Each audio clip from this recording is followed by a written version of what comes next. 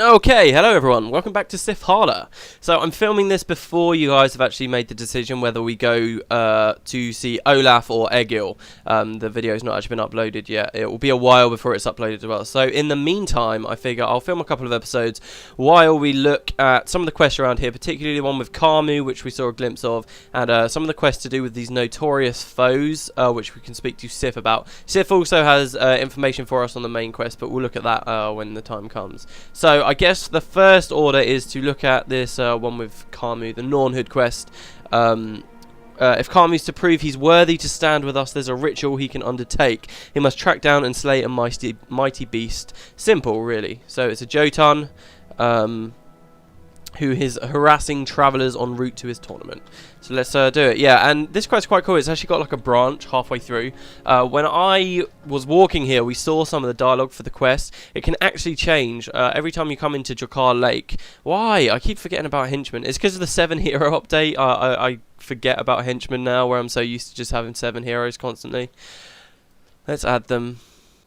There we go. Right, yeah, so what was I saying? Yeah, there's actually 2 different branches. So Karmu is speaking to us here. He says, see here, these are Jotun tracks. They lead to the west. No doubt it's gone into that cave. So before, when we did this, it actually could have ended up down here on the lake. But this time he's in the cave. It does it randomly every time you come. And that's quite cool. I would have liked it if more quests did this. And you actually get different dialogue. This has actually worked out perfectly for me because I showed you guys the dialogue for the other one before, where you find out it's been hugging the tree and stuff. But it's actually moved now. It's gone into the cave. So let's speak to Cliff Jumper.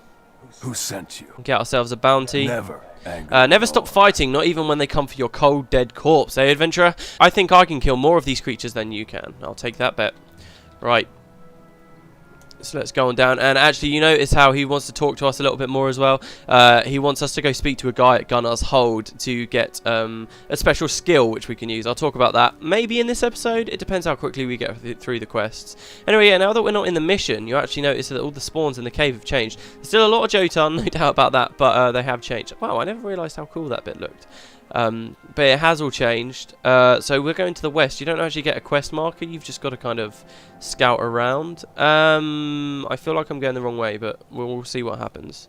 I don't actually know specifically where this Jotun is.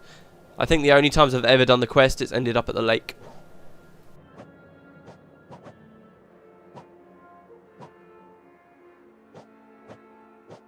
There we go, they're down.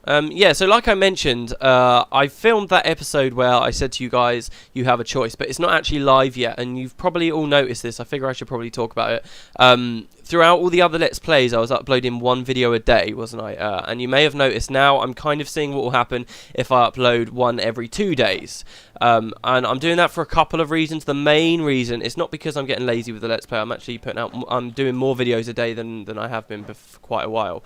But the main reason why I'm doing that is because if I keep going 1 episode a day, I think I'll probably finish the Let's Play, all of the content, very, very quickly. Like, maybe even before the Guild Wars 2 beta's announced. And I'd quite like the end of my Let's Play to sort of coincide with the beta, or maybe even release of the game. So I'm seeing what will happen if I upload 2 a day. Like I said, I am still putting out a lot of videos, though. I'm making quite a lot. I'm doing like 3 or 4 a day. And that's because I start a new job soon, and I want to make sure I've got lots of content, so that when I start the job, I'll have a smooth period of transition, shall we say, so that I don't kind of get all bogged down. And then when I'm used to my job again, I'll obviously be able to keep putting out videos. So that's the plan. I know it's kind of annoying to you guys who, you know, I do feel bad. Some of you guys are always watching the video on the first hour it comes out, and you know, at the end of the day, you guys are the ones I like most, really. But I just want to see how this works. So yeah, it's going to be 1 day I upload, 1 day I don't, and we'll see, kind of see how that goes. Let me know what you think about that, guys, because if you really don't like that idea, I mean, I also get I get a lot of comments about people saying that I put out content too fast.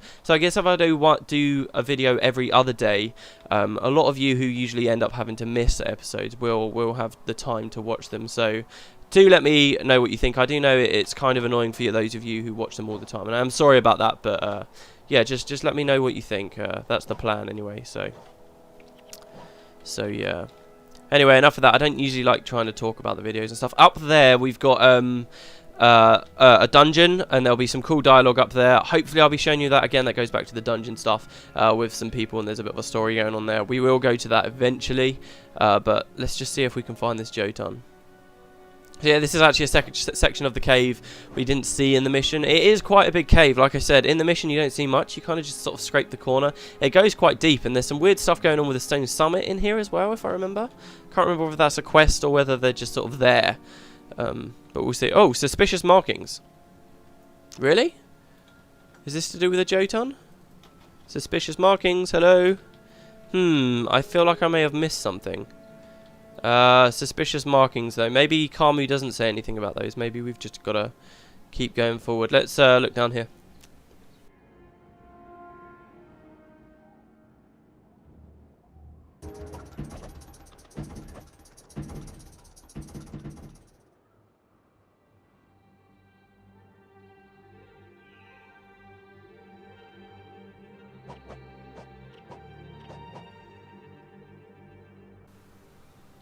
Oh, is that him? Landbrow Smasher? Is that him? Really? Have I just stumbled my way on? It doesn't mention his name. I'm hoping it's him. You fight land, me put lanterns out. So yeah, there's quite a funny thing. Do you remember in Cantha where, like, Yetis, you could kill them, and as a collectible drop, you could get lanterns from them? It was very, very odd. They kind of make jokes about that quite a lot. In fact, Winds of Change, which just came out, there's a couple of jokes about that as well there, which is quite hilarious. I think I have just stumbled on this and missed all of Kamu's dialogue. Yes, there we go. Quest updated. Nornhood. Alright. Okay. I was expecting that to be really bad. Yeah, if you take... I think it's down here. There's like loads of Stone Summit or something. But there we go. Right. Oh, no. There you go. There's Stone Summit straight away. Yeah, there we go. That's that quest done. I'm quite happy about that, actually. I was getting a little bit worried for a moment there that I was just going to get really lost. In fact, since we've had to come back to Gunnar's Hold, we can speak to... I think it's actually... Gunnar up here will give us the special skill. So yeah, as you raise your reputation with the various peoples here in Eye of the North, not only do your skills of their faction get stronger, but you actually also get a passive effect which works on you depending on whose lands you're in. Why are you here? Wow, what's going on here? Okay, so he's got another quest for us. Hold on. Okay, that's definitely not what I wanted to speak to. We'll come back to him in a second. Let's go just quickly speak to Magni and tell him that Kamu is pretty much now a Norn. His ritual is complete.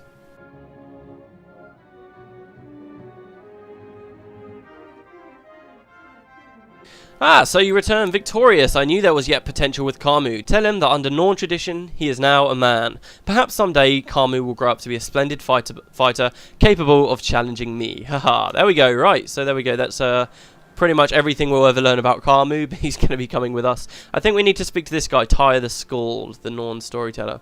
Why are you here? Yeah, here we go. So, they've started to hear about us, where we've been killing stuff and beating Norn. He says, the Norn enjoy your tales. I've even had requests from other Scalds to learn the telling. You're considered a slayer of imps. You are a true champion of the Norn. Display this title in our territories and the Bear Spirit will watch over you, raising your maximum health. Right, so we get this skill here called the Heart of the Norn. If we look at our title, here we go. We're considered a slayer of imps among the Norn. So if we display it, we actually get higher maximum health, which is great. And the higher the higher our title goes, the more the Norn will come to respect us, and the higher our health will go, and the higher our skills go. Which, like I said before, it's a cool concept. I don't think there's anything necessarily inherently wrong with it. I think it's fun to give people sort of more character progression, because this was always a game where you got to level 20, and that was kind of it. And in some ways, that did disappoint me. I understand that it's all about the anti-grind, and there are problems, like I was mentioned last episode, with the whole Earth and Blessing fiasco that did cause it to mess up. But for the most part, I really like this mechanic, and this happens in all the areas. So when we get to the Tarnished Coast, we'll get something similar. When we see inside the Char homelands, it's the same again. Anyway, while we're here, Never anger. These Norn that have been giving us bounties have been telling us to also get a book. So we spoke to this guy before, I believe. At least I think we did. Why are you here? So you're the little one causing so much trouble. I've heard about you, Matt. I'm a Scald, a teller of stories. I collect tales of great deeds from everyone and retell them in my own special idiom. If I tell other Norn about your achievements, I can make you a real hero. But to increase your reputation, you'll need to provide specific details about what you've done. Write it all down and bring it to me so I can craft your tales of greatness. So, yeah, I think I read that before. Maybe not. Oh, well, there we go. So yeah, we can get an empty hero's handbook. And this is pretty much exactly like the journals we had before. It's taken me a while to get this. We can actually pay this guy to fill in the first page, in fact. Never anger a Norn. Written evidence, there we go. So we've actually already filled in a page, which was the first mission we did. We filled in a few pages actually. I'll read these through as we go through the story. Not right now though. This is more sort of a side episode. So let's go back to Sifala and look at taking out these notorious foes. So hello Sif. Are you hunting something? Worthy deeds, dirt done cheap. And that's I think a reference to an AC/DC song. Anyway, if you want the Norn to take you seriously, make a name for yourself, Matt Greenspring. Do as I have done, vanquish vicious beasts in the name of fame and glory. Many Norn post signs in their hearthsteads about the fearsome beasts they have encountered. Read the signs behind me, if you dare. I shall defeat these foes and earn your respect. Okay, so we've actually got 6 sort of plaques, if you will, in the back. We only really need 3 of them right now. We'll do the other 3 later. But okay, so to prove our valour to Sif, we must vanquish Cohen Wildrunner in Drakkar Lake. So Cohen Wildrunner, here he is, so we can read this about him. Wanted, Cohen Wildrunner. Signature attack, crippling shot. Beware, Cohen Wildrunner and his centaur Pride have been sighted travelling in the Drakkar Lake area. Be on watch for this marauding Modnir, as he will attack without warning. Cohen and his Pride prowl the region, seeking to waylay those unable to defend themselves. So yeah, all 3 of these guys are going to be in Drakkar Lake that we're going to fight, and Cohen will just kind of be circling around, so hopefully we'll manage to find him pretty easily. Also, we need to continue proving our worth. We need to defeat Myish, Lady of the Lake. Myrish dwells within the Great Frozen Lake in Drakkar Lake. She possesses a powerful bond with the elements, forcing magical creatures of ice and water to respond to her every will and command. Few travellers venture to the lake and return to tell the tale after catching a glimpse of her haunting beauty. So we'll actually find her on the very lake where Svanir and Jora were corrupted, so there'll be some cool stuff to talk about there. She's a dervish. She's actually probably kind of difficult. The most difficult though is the last one, where we have to flex our valor muscle. Stomp Nelfatsu, earthbound in Drakkar Lake.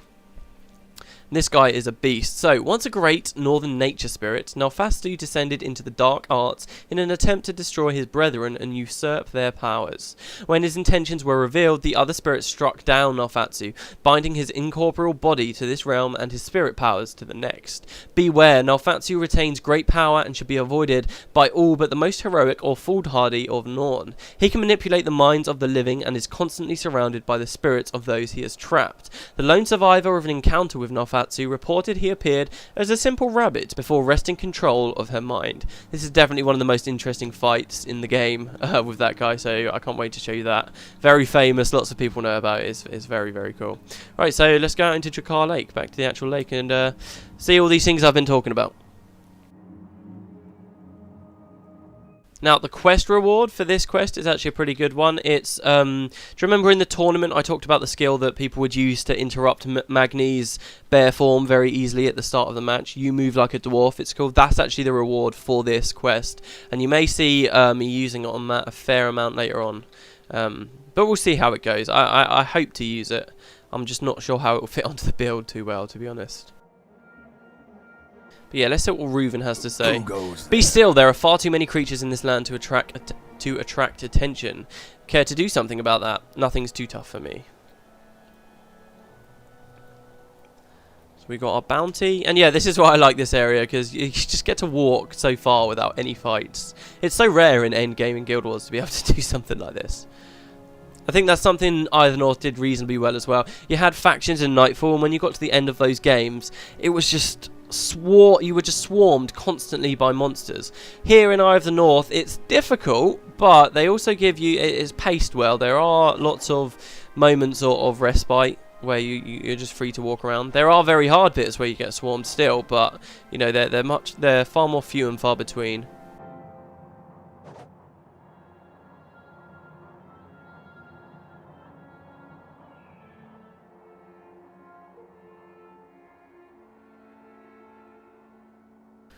So here's the lake. I'm wondering if we should kill the Lady of the Lake first, just because it's there. So you see these Modnir here, sort of going around in a massive circle. Cohen is basically in one of these groups, and he can be the hardest one to find because he has no set position. It's a bit like in Prophecies where all of the bosses have got like different spawn points and sometimes they don't even frickin' appear.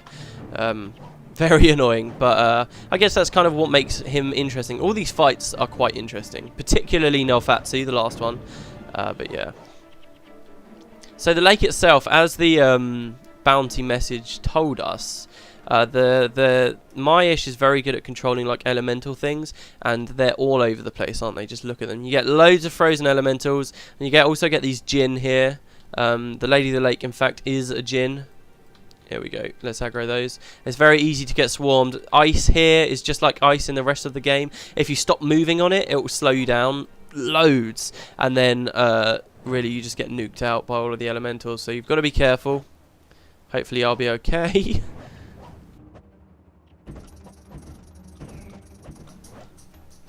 I guess I'm just going to slowly pull as many of these as I can see and see what happens from there.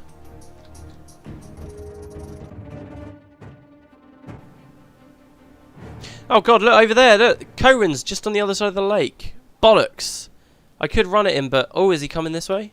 If he comes this way, I can intercept him. Go, guys, go. Get out of the lake. Yes, brilliant. I didn't think I'd find him so quickly. He should run straight into me. I thought I was going to have to sort of sprint across the lake there and I'd miss him. Come on, Cohen. You ready for a fight? There we go. Sweet, so this will be the first guy. The fight itself here. Wow, look at all the health I had there. So yeah, look, they use a spirit called Symbiosis, and it it puts out your health massively. Look, I've got over 1,000. Yeah, so yeah, this fight isn't that interesting. The most interesting thing about this boss is just finding him. Goes down pretty easy. Centaurs are annoying because they use trample, like I talked about before, but aside from that, it's not too bad. Well, back to clearing out the lake.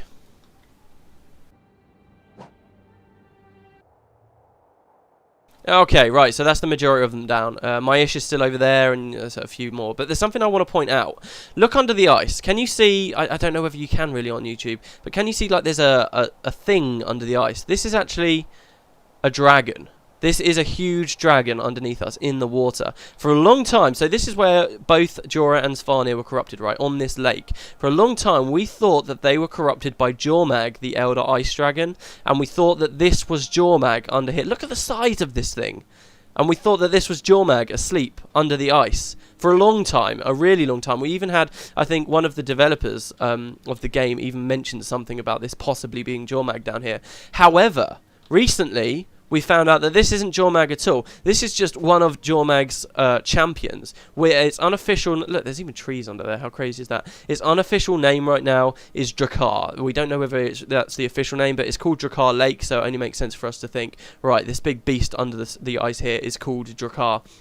But it's just absolutely crazy. This is just a minion of Jormag's, and this minion managed to corrupt Svanir and Jora and just create all of this havoc. In 250 years, there's a cult called the Sons of Svanir who worship Svanir for this. I mean, it's just unbelievable how much stuff happened because of this thing. And this isn't even the big bad guy. This is just a minion of the big bad guy. It's insane. I don't know how easily you can see it, guys. It is quite hard to see it even at the best of times. But there is a screenshot out there of somebody who's found Drakkar, and they've sort of, I don't know how they did it, but they managed to see him without the ice here, so you could get a very clear shot.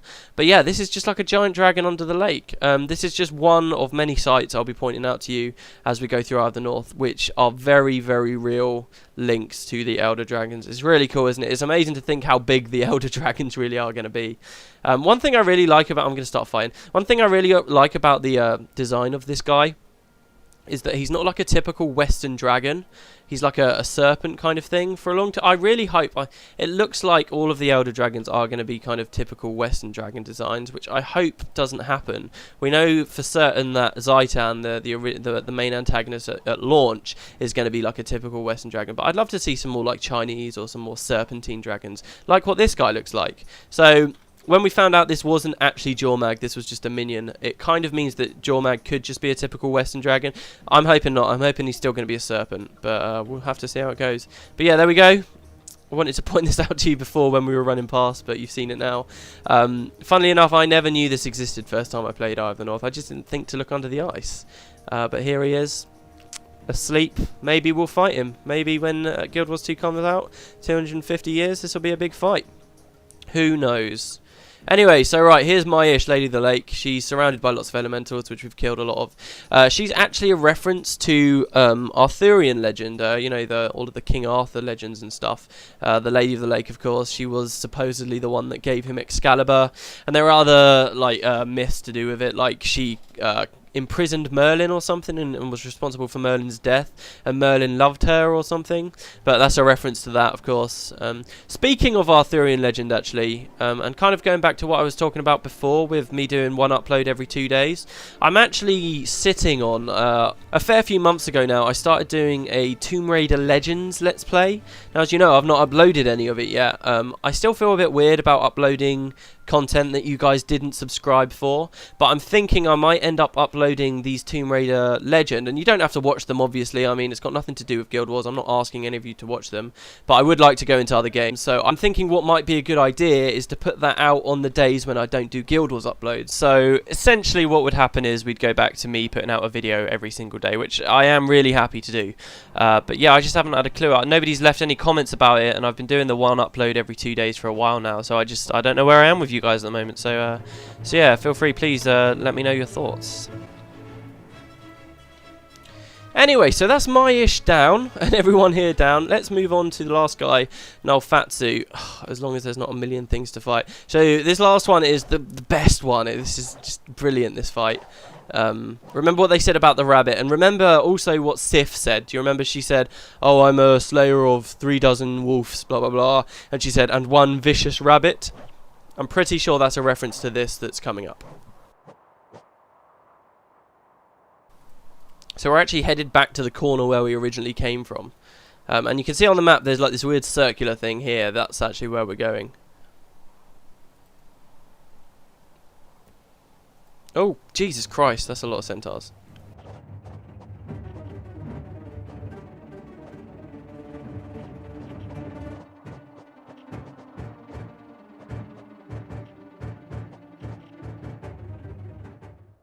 Okay, here we go. Right, so, and to fight these bosses, by the way, you don't have to be doing the quest. This can just completely catch you off guard. So we came through this portal before, right, and this has caught out so many people, and it's hilarious. It's so well done. So you come here, right, let's just imagine we've just reached here, and you see a nice little rabbit, and it kind of goes into this little copse place here. So you go over to the rabbit, and it starts running away from you, so you chase the rabbit. And I think this is a reference as well, actually, to Monty Python and the Holy Grail, I think. I've not actually watched it, so I don't know, but that's what it says on Wiki, so. But yeah, you keep chasing the rabbit, and it takes you into this beautiful little cave place. Really, really nice down here. Just a really nice little place, yeah? And there's lots of, I think there's lots of other rabbits down here. Yeah, look, lots of nice little rabbits. I wish you could charm rabbits, that would actually be brilliant. So yeah, and it chases you right into the middle, and you can kind of have a little explore around it, and then, oh my god, what the hell is going on? Yeah, I don't have a compass on, so you guys can't see, but there are about 100 ghosts around us right now. Loads and loads and loads of ghosts, and they completely ambush you and swarm you and take most teams out. Nalfatsu appears in the middle. Remember what we read about how Nalfatsu is kind of gets into people's minds and stuff. It's just so well done. If you do play with a compass, this game, when you've got it on, you end up focusing a lot on it, and you just see so many red dots appear around you. It's brilliant, and 99% of the time they're going to wipe unsuspecting people, all these ghosts. It's just very clever. So what I tend to do for this quest, as you just saw me do, is I run into the middle anyway. Some people recommend you sort of wait, and then when they spawn, slowly fight your way in. I just kind of go very quick about it. I just run in, and then the second Nalfatsu appears, just spike him out. So yeah, it's very, very fun. That can catch people off even if you're not doing the quest, before you've even been to Safala and read about how there's a dangerous rabbit out there. And yeah, there you go. All the rabbits die, I think. Oh no, the rabbit's still there. I guess Nalfatsu just kind of uses the rabbit to lure you in. It's really quite cool. It's got red eyes, a demon rabbit. But there you go.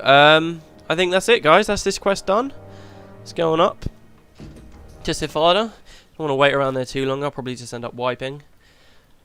And speak to Sif.